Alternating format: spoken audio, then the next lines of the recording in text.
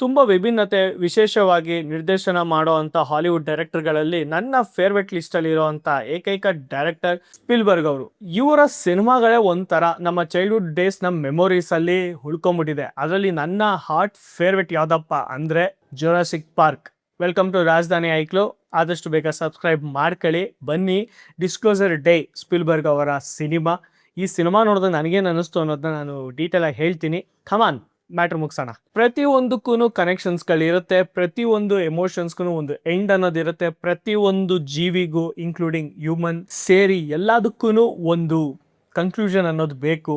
ನೀನು ಮಾಡ್ತಾ ಇರೋದು ಒಳ್ಳೇದಾ ಕೆಟ್ಟದಾ, ಏನು ಮಾಡಕ್ಕೆ ಹೋಗ್ತಾ ಇದೆಯಾ ಅನ್ನೋದು ತುಂಬ ಇಂಪಾರ್ಟೆಂಟ್ ಆಗುತ್ತೆ. ಸ್ಪಾಯ್ಲರ್ಸ್ ಅಂತ ಜಾಸ್ತಿ ಏನು ಬಿಟ್ಕೊಡಲ್ಲ, ಚಿಕ್ಕದಾಗಿ ಹೇಳ್ತೀನಿ. ಅದೊಂದು ವಿಷಯ ಎಲ್ಲರನ್ನೂ ಯುನೈಟೆಡ್ ಆಗಿ ಮಾಡುತ್ತೆ. ಆ ಯುನೈಟ್ ಮಾಡೋಕ್ಕೆ ಎಷ್ಟು ಪ್ರಯತ್ನ ಪಡ್ತಾರೆ, ಅದನ್ನು ತಪ್ಸೋಕ್ಕೆ ಇವ್ರು ಯುನೈಟ್ ಆಗಬಾರ್ದು ಅಂತ ತಪ್ಸೋಕ್ಕೆ ಒಂದು ಗುಂಪು ಎಷ್ಟು ಪ್ರಯತ್ನ ಪಡುತ್ತೆ.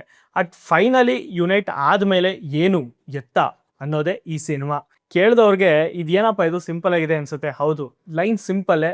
ಮೇಕಿಂಗ್ ಹೇಳ್ತಾ ಇರೋ ವಿಷಯ ಹ್ಯೂಮನ್ಸ್ ಅಲ್ಟಿಮೇಟ್ ಆಗೇ ಇದೆ. ಹೋಗಿ ಸಿನಿಮಾ ನೋಡಿದಾಗ ಆ ಗ್ರ್ಯಾಂಡ್ ವಿಜುವಲ್ಸ್ ಜೊತೆಗೆ ಆ ಸೌಂಡ್ ಎಫೆಕ್ಟ್ಸ್ ಡಿಸೈನ್ ಇದೆಯಲ್ಲ ಸಕ್ಕತ್ತಾಗಿದೆ. ಎಷ್ಟೊಂದು ಸಲ ನಮಗೆ ವಯಸ್ಸಾಗ್ತಾ ಇರಬೇಕಾದ್ರೆ ಕತೆಗಳು ನಮಗೆ ಚೆನ್ನಾಗೆ ತಲೆಯಲ್ಲಿ ಓಡಲ್ಲ. ಪ್ಲಸ್ ನಾವೇನಾದರೂ ಅಡಾಪ್ಷನ್ ಮಾಡ್ಕೋತೀವಿ, ನಾವು ತಿರ್ಗಾ ಓಲ್ಡ್ ಸ್ಕೂಲ್ ಫಾರ್ಮೇಟ್ ಥರನೇ ಮಾಡಕ್ಕೆ ಹೋಗ್ತೀವಿ. ಬಟ್ ಇಲ್ಲಿ ಸ್ಪಿಲ್ಬರ್ಗ್ ಅವರು ಮಾಡಿದ್ದಾರೆ. ಆ ಏಜ್ಗೂ ಅವ್ರ ಥಾಟ್ಗೂ ಆ ಸ್ಕ್ರೀನ್ ಪ್ರೆಸೆನ್ಸಲ್ಲಿ ಅವರು ಕಟ್ಕೊಟ್ಟಿರೋ ರೀತಿ ಇಡೀ ಸಿನಿಮಾ ಸಕ್ಕತ್ತಾಗಿದೆ. ಇಡೀ ಸಿನಿಮಾದ 2 ಕ್ಯಾರೆಕ್ಟರ್ ಮೇಲೆ ಹೋಗುತ್ತೆ. ಒಂದು ದಟ್ ಈಸ್ ನ್ಯೂಸ್ ರಿಪೋರ್ಟರ್, ಇನ್ನೊಂದು ಅದು ಕೂಡ ಸಸ್ಪೆನ್ಸ್ ಆಗಿ ಇಡೋಣ. ಸಿನಿಮಾ ನೋಡಿದಾಗ ಅದು ಎಕ್ಸ್ಪೀರಿಯೆನ್ಸ್ ಆಗೋದಂತೂ ಪಕ್ಕ.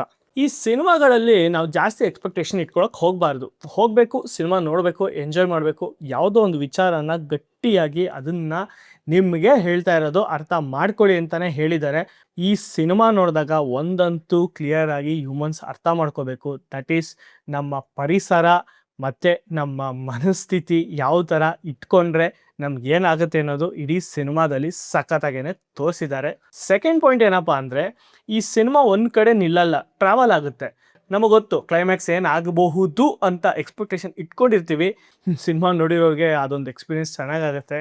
ಆಲ್ಮೋಸ್ಟ್ ನಾವು ಈ ಏಲಿಯನ್ಸ್ ಬಗ್ಗೆ ಎಲ್ಲ ಎಲ್ಲೋ ಕೇಳಿರ್ತೀವಿ, ಯಾವುದೋ ಪುಸ್ತಕದಲ್ಲಿ ಓದಿರ್ತೀವಿ, ಮತ್ತು ನಮ್ಮ ಹಿಂದಿ ಸಿನಿಮಾ ಮತ್ತು ಕೆಲವೊಂದು ತಮಿಳ್ ಸಿನಿಮಾಗಳಲ್ಲೆಲ್ಲ ನೋಡಿರೋ ನೆನಪುಗಳಿದೆ. ಈ ಸಿನಿಮಾದಲ್ಲಿ ಏಲಿಯನ್ಸ್ನ ತೋರಿಸಿದ್ದಾರೆ. ದಟ್ ಈಸ್ ಲಿಟ್ರಲಿ ಆ ಡಿಸೈನ್, ಐ ಮೀನ್ ಆ ಸಿ ಜಿ ಏನಿದೆ, ವಿ ಎಫ್ ಎಕ್ಸ್ ಅಥವಾ ಸಿ ಜಿ ಏನಿದೆ, ಲಿಟ್ರಲಿ ಸೂಪರ್ ಆಗಿದೆ. ಏನು ಅಂತ ತಿಳ್ಕೋಬೇಕು ಅಂದರೆ ಇಡೀ ಸಿನಿಮಾನ ನೀವು ಥಿಯೇಟ್ರಲ್ಲೇ ನೋಡಬೇಕು. ಸೊ ಇದಾಗಿತ್ತು ನನ್ನ ರಿವ್ಯೂ. ಮತ್ತಷ್ಟು ಕನ್ನಡ ಸಿನಿಮಾ ಮತ್ತು ಬೇರೆ ಭಾಷೆಗಳ ಸಿನಿಮಾಗಳ ಮಾಹಿತಿಗಳಿಗಾಗಿ ರಾಜಧಾನಿ ಐಕ್ಲೂನ ಸಬ್ಸ್ಕ್ರೈಬ್ ಮಾಡ್ಕೊಳ್ಳಿ. ಹೋಗಿ ಬರುವೆವು. ಧನ್ಯವಾದಗಳು. ಶುಭ ದಿನ. ಬಾಯ್.